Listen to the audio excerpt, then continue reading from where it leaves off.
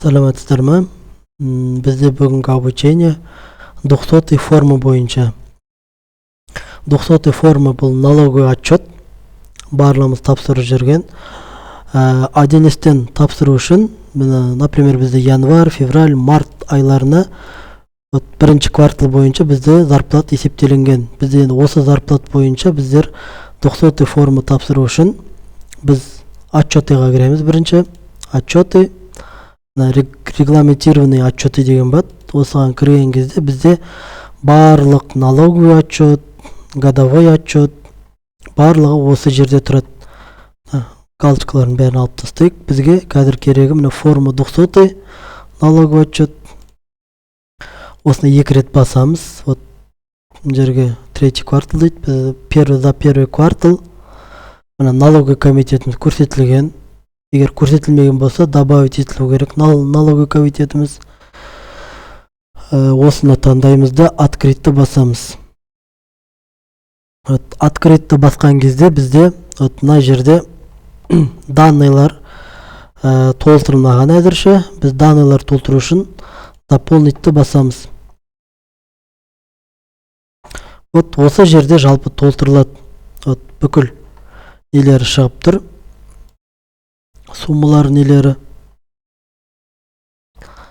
Бізде бұл данныйлар дұрыс толтырылу үшін бізде бірінші кезекте предприятиядағы учетный политикамыз дұрыс тұру керек. Учетный политика налоговый учетта міне кірген кезде бізде міне 3-ші бөлімде отражение по периоду регистрации деген галочка міндеттері тұруы керек. Өйткені бұл жерде жазылған қай айда начисление жасалынды, сол айдың суммалары шығып тұрады деген міне орысша солай анық жазылған.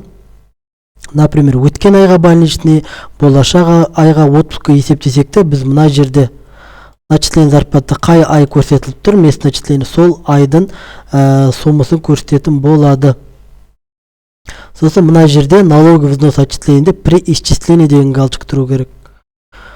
Порядок расчета соцналог общеустановленный болу керек. И мына жерде галочка применять ограничение на минимальную базу соцналог деген тұру қажет. Осы болу керек. Одан кейін бізде міндетті түрде начисленияларымыздан бөлек бүкіл удержаниялар дұрыс тұру керек. Осы периодқа бір-бір қарап шығасыздар. Ал қарап шығу үшін біздер оны зарплаты расчетный ведомстводан қарап алсаңыздар болады. Каждый айдыкын қарап алсаңыздар болады. МБРБ деп бөлінген. Бізде енді 200-ды МБРБ деп бөлінбейді. Бізде мына жерден показать настройкадан программаны галочкасын ала тұрсаңыздар болады әзірге. Барлық сотрудниктер бойынша қалай есептелінді, қалай төленді, барлық жасылған. Но тек қана бір айдыкі, егер 3 айдыкын қарайтын десеңіздер, показать настройка емес, мына жерге 31.03.24 деп қойып алсаңыздар болады. Мына жерге 3 айдың общий расчетный ведомствосы. Бүкіл компенсация, ночные, по дням, барлығы толтырылған, удержан исполнительный лист даже. Сосын төленгені, конечный сальдо төленбегені.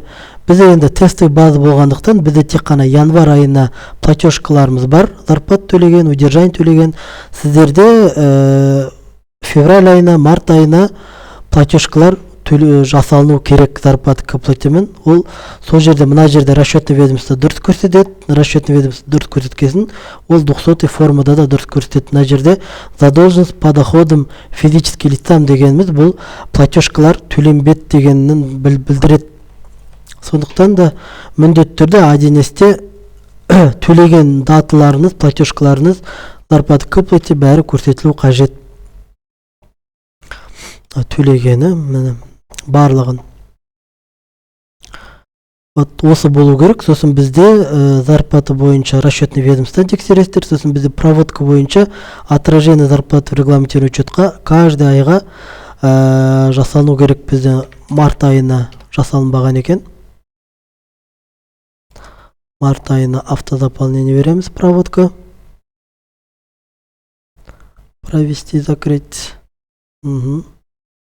Форма 200-ды қайттан заполнить етіп аламыз. Ана қайтадан есептеді. Расчетный ведомстводан тексердік. Расчетный ведомстводан вот ИПН, например, 3 айға 183, міне 203 көрсетіп тұр. Бізде декларацияда ИПН бойынша міне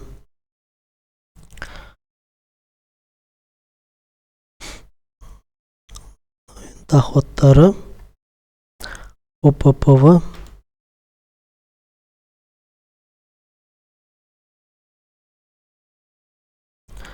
страхование, вот 200-ны өзін қарайық. Вот индивидуальный подоход налог 183.203 көрсетіп тұр. Бізде расчетный ведомствода сол соманы көрсетіп тұр. Міне ОПВ 324.137. Екінші бет. Вот 324.137. Міне бізде және де бізде расчетный ведомстводан бөлек бізде 1С-тен бізде отчеты деген жерден вот контрольный ведомство деген бір және регистр налоговый учеты деген бір. Осы екеуінен де салыстырып қарасаңыздар болады. Контрольный ведомство бұл 1С-те қалай дұрыс есептелінгенін көрсетеді. За первый квартал дейік сформировать. Вот мына жерге жаңағы расчетный ведомство сияқты бұл жерде бірақ есептелінгені, например, бізде 183 мың ИПН тұрады, төлейді, одан аз төлеуі мүмкін, одан көп төлеуі мүмкін. Соның разницалар нелерін бұл жерде көрсететін болады. Ал бізде жаңа регистр налоговта бұл 200-ға түсетін форма, ол осыған байланысты түседі. За первый квартал дейік. Вот мында регистр налогта әр ай бойынша жеке-жеке бөліп көрсетеді. Доходы облагаемые, доходы необлагаемые деп вот ИПН-дары, нелері, қай сумадан қалай есептегендерін көрсетеді.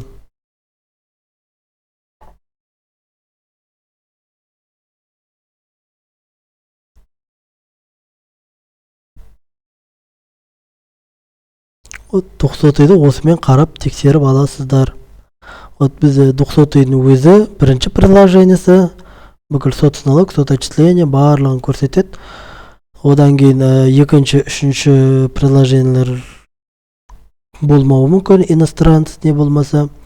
Сосын бізде 5-ші приложение. 5-ші приложениеде әр кісіге жеке-жеке көрсететін болады. Каждый суммалар нелерін вот осыдан қарап тексеріп аласыздар.